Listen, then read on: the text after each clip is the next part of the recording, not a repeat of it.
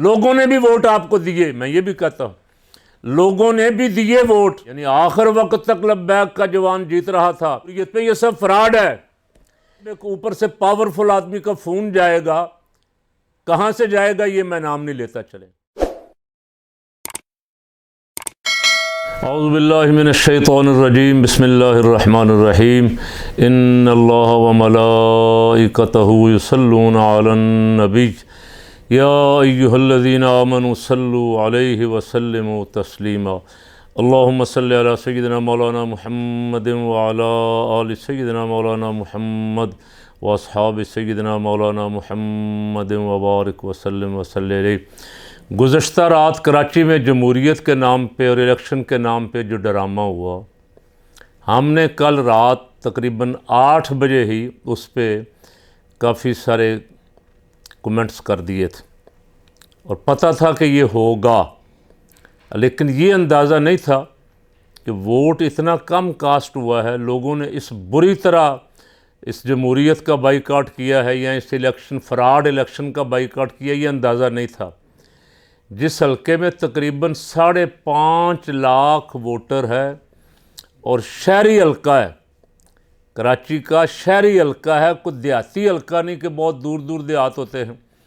वहाँ के लोगों ने बाइकाट करके आखिर मैसेज क्या दिया है, इसको मैं नहीं आप पे छोड़ता हूँ, आपको समझ तो आ जानी चाहिए।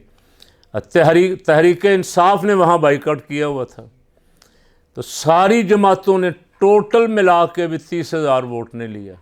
टोटल मिला के 30,000, जीतने वाला भी 10,000 और 2 नंबर भी 10,000 के करीब करीब जो दूसरे नंबर पे आए। अच्छा, जो तीसरे चौथे वाले हैं को 7-8 हज़ार, को 4,000, को 2,000, टोटल मिला के 5.5 लाख वोटर में से 30,000 के करीब वोट नहीं पड़ा। तो आप कहते हैं ये जमहूरियत है जी, इनको अवाम ने मुंतखब किया है जी।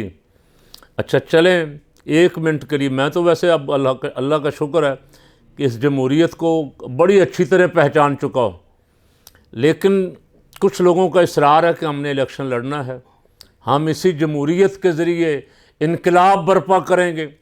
मैं उन्हें कह चुका हूँ कि इस निज़ाम के होते हुए कोई इनकलाब भी नहीं आएगा और कोई तब्दीली भी नहीं आएगी, और ख़ास करके दीनी लोगों को तो किसी सूरत आने ही नहीं दिया जाएगा।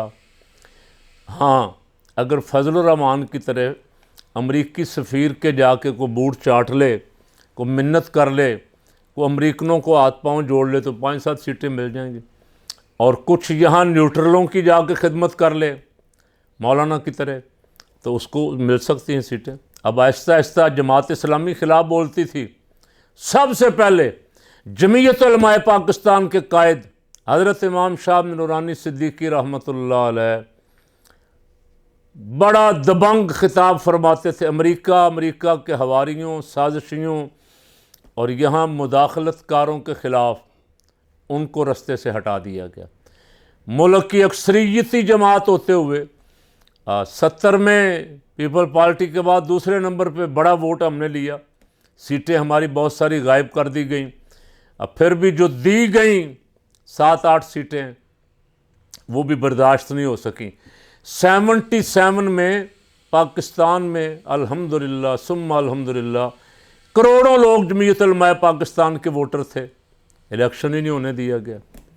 इलेक्शन पे दावा बोल दिया गया, उसके नतीजे में 11 साल मार्शल्ला रहा और उसके बाद जमीयत उलमाए पाकिस्तान को आहिस्ता आहिस्ता तोड़ा गया।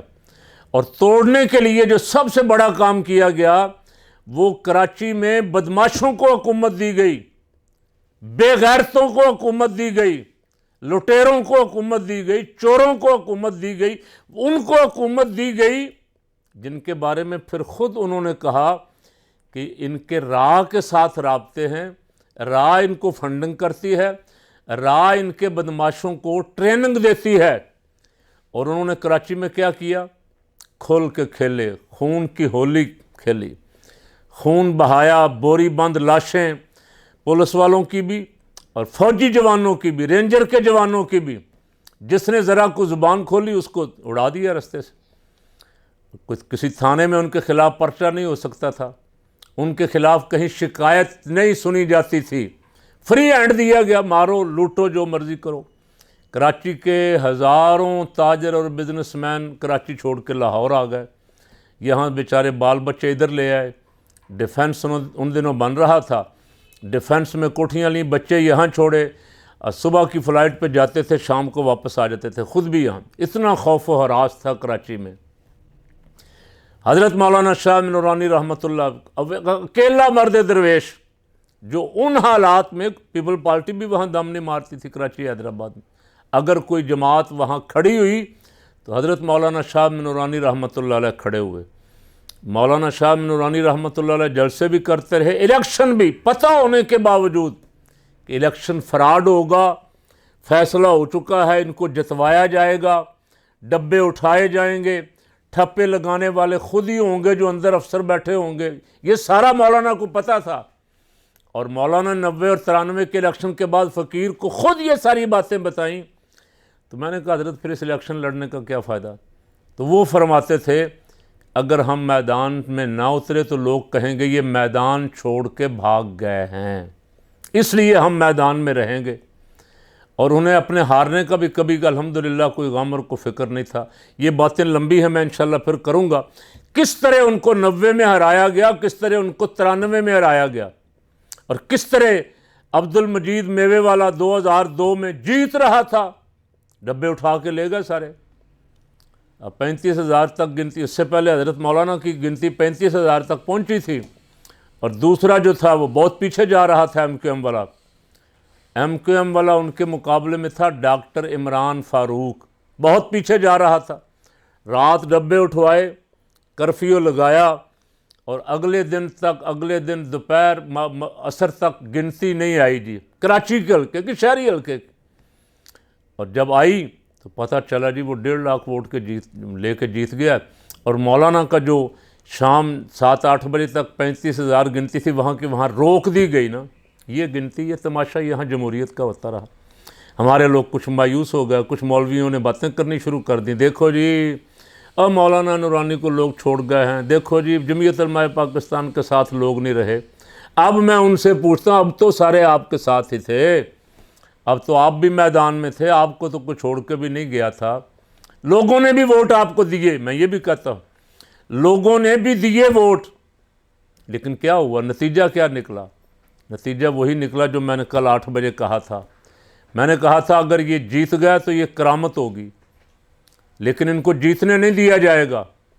यानी आखिर वक्त तक लब्बैक का जवान जीत रहा था, और 10 वोट 20 वोट 40-50 का फ़र्क चल रहा था।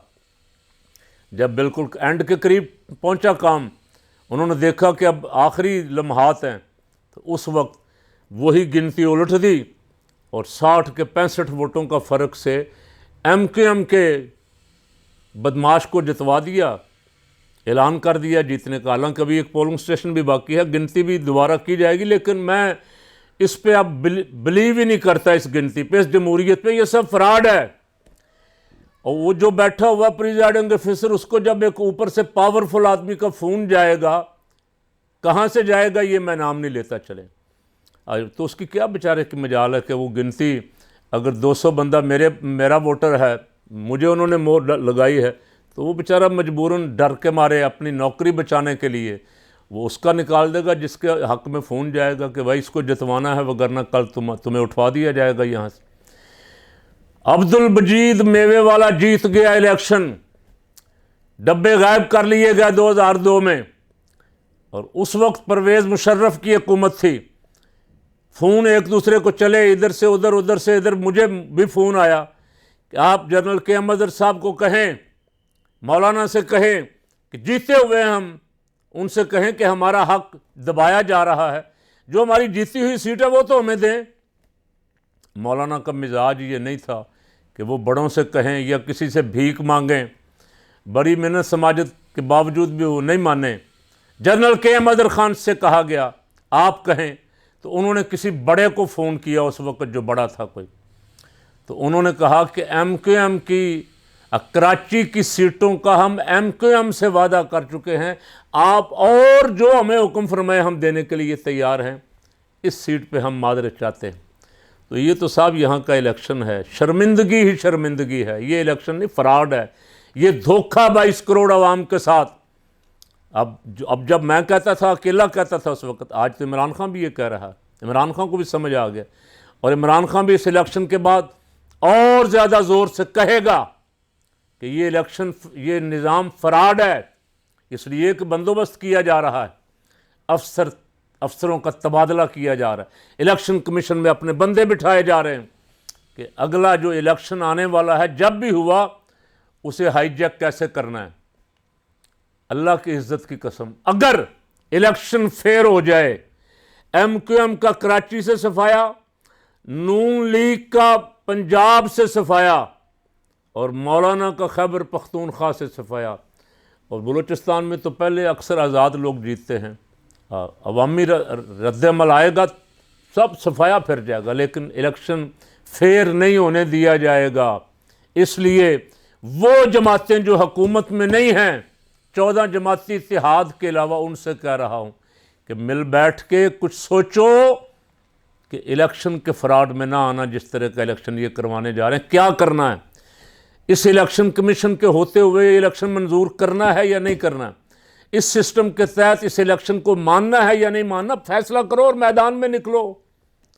इस तरह मुतालबे करते करते ये कर नहीं, ये किसी सूरत भी ये अपनी मर्ज़ी के ख़िलाफ़ नताइज नहीं आने देंगे।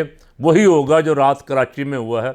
अल्लाह इस मुल्क की हिफाजत फरमाए, और जो बात मैं कह रहा हूँ, अल्लाह करे ये कौम को समझ आ जाए और वक्त पे खड़े हो जाएं। वक्त पे फ़ैसला कर लिया तो इंशाअल्लाह फ़ायदा होगा, बाद अज़ मर्ग व वेला जो है उसका कोई फ़ायदा नहीं होगा।